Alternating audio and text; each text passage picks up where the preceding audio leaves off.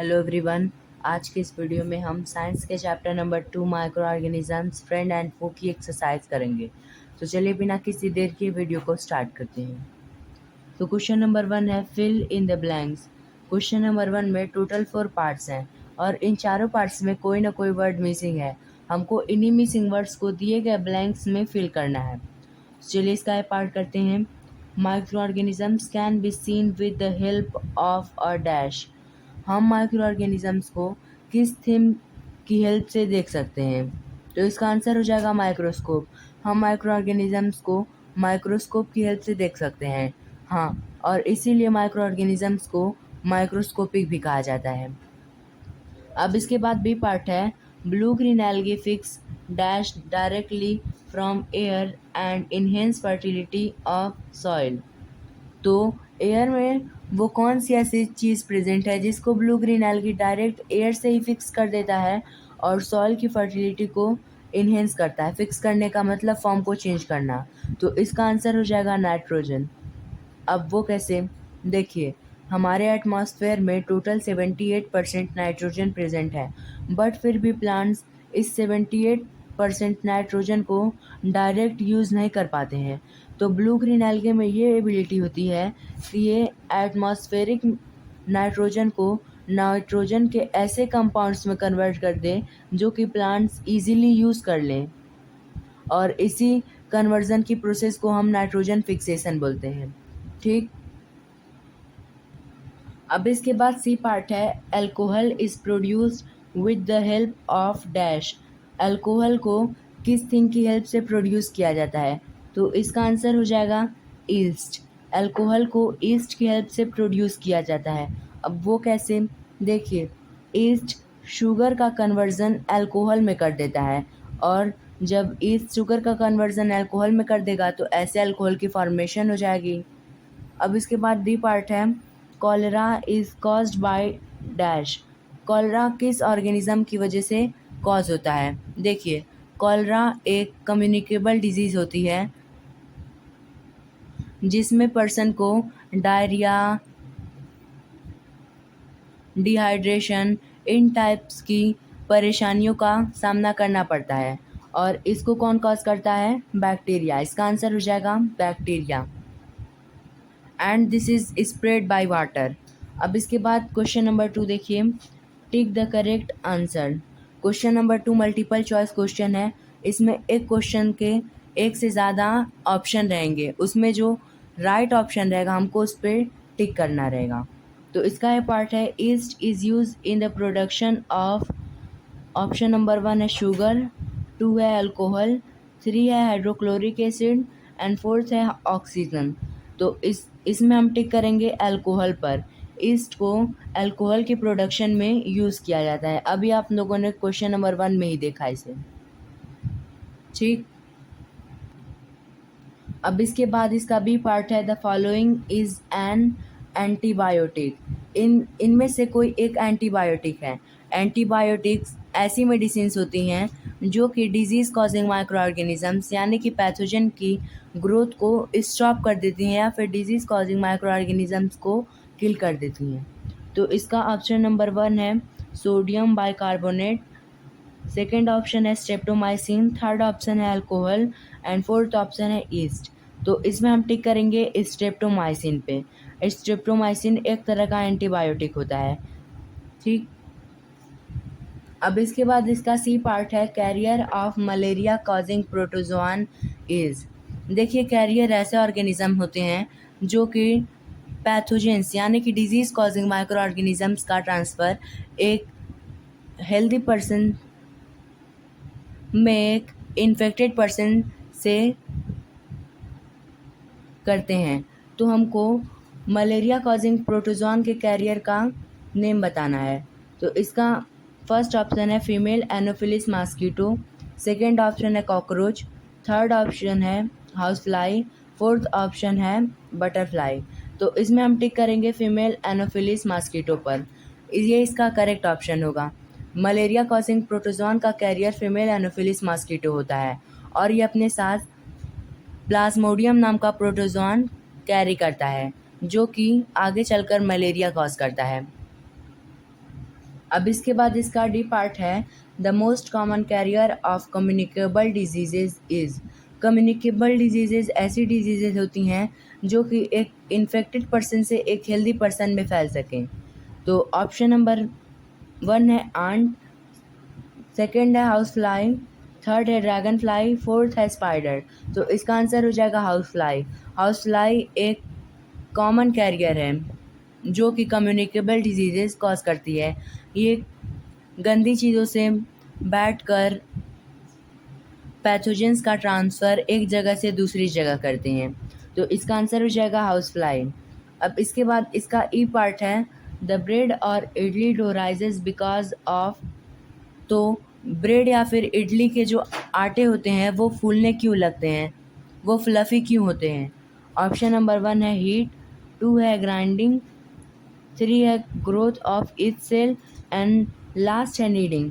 तो इसका आंसर हो जाएगा ग्रोथ ऑफ ईस्ट सेल, क्योंकि देखिए ईस्ट रिस्पिरेशन के दौरान कार्बन डाइऑक्साइड प्रोड्यूस करता है और जब ईस्ट कार्बन डाइऑक्साइड प्रोड्यूस करेगा तो ये कार्बन डाइऑक्साइड डो में ट्रैप हो जाएंगी। तो ऐसे जो डो होगा वो फूलने लगेगा, राइज होने लगेगा और इसीलिए ब्रेड या फिर इडली के जो डो होते हैं वो फ्लफ़ी होते हैं और इसीलिए इन सब चीज़ों का प्रोडक्शन जब होता है तब उसमें ईस्ट का यूज़ किया जाता है।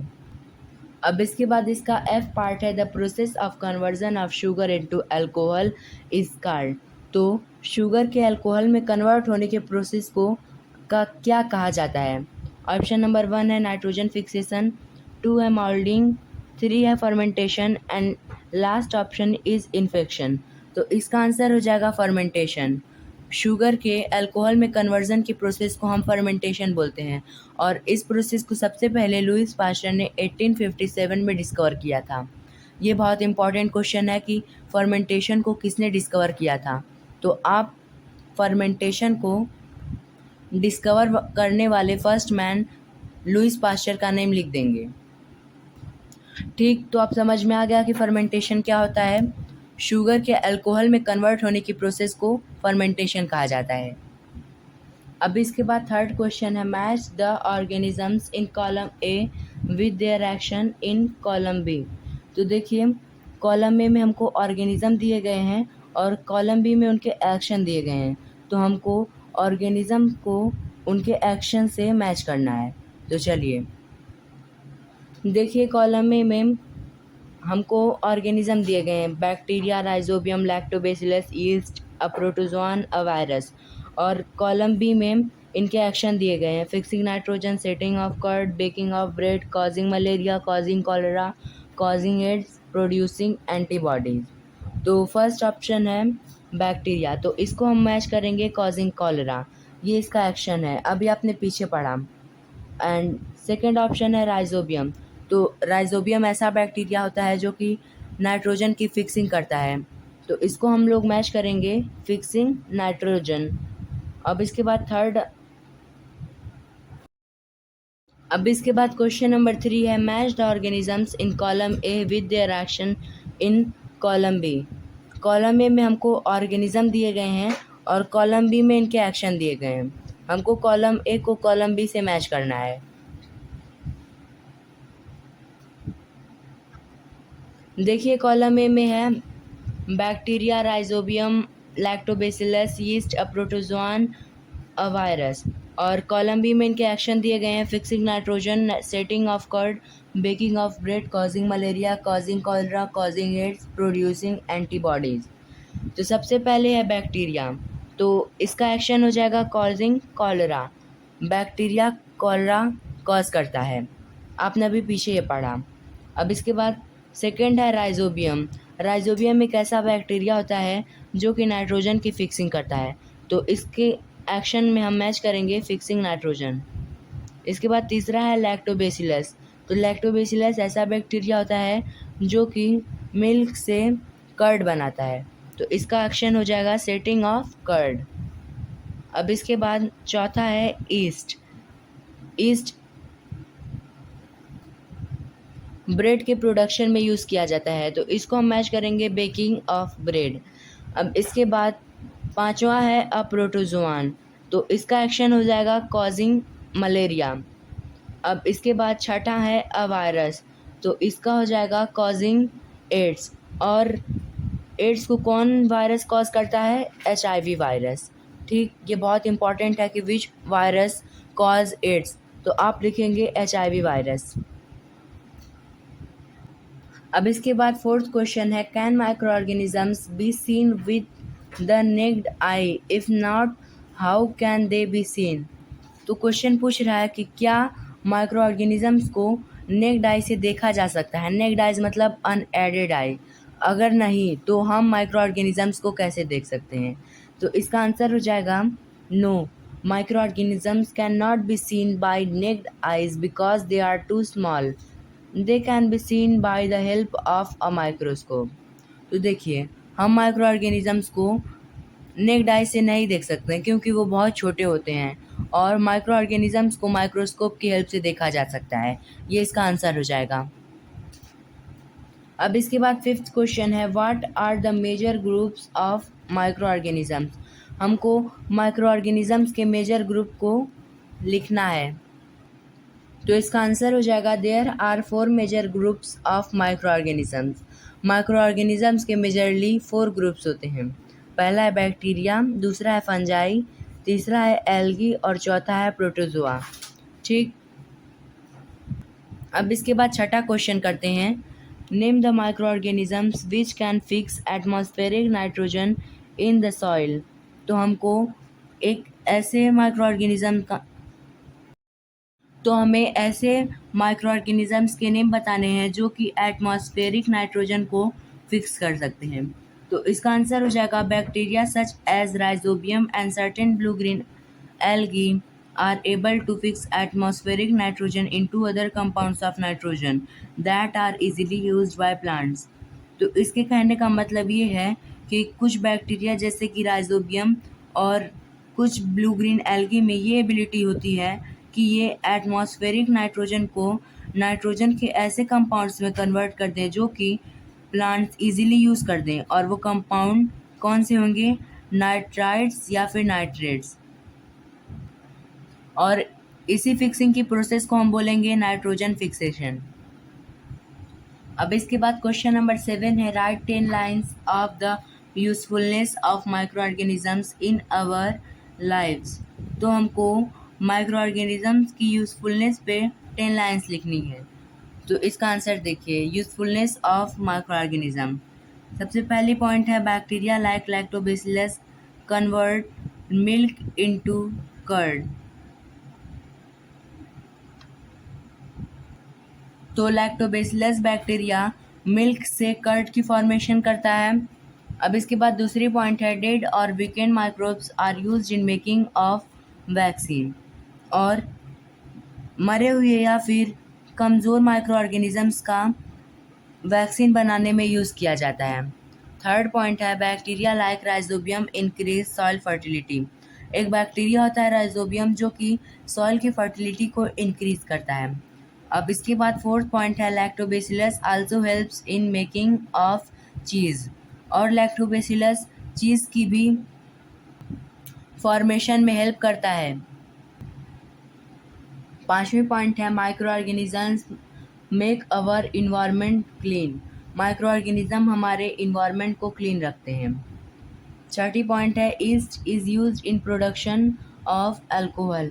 ईस्ट को अल्कोहल की प्रोडक्शन में यूज़ किया जाता है। सातवीं पॉइंट है east is used in production of cakes breads etcetera. और इसके अलावा ईस्ट को केक्स और ब्रेड की प्रोडक्शन में भी यूज़ किया जाता है। एंड अब इसके बाद आठवीं पॉइंट है micro organisms are used in making of antibiotics. Micro organisms को एंटीबायोटिक्स बनाने में भी यूज़ किया जाता है। अब इसके बाद नौवीं पॉइंट है micro organisms are used as preservatives. Micro organisms को प्रिजर्वेटिव्स के रूप में यूज़ किया जाता है।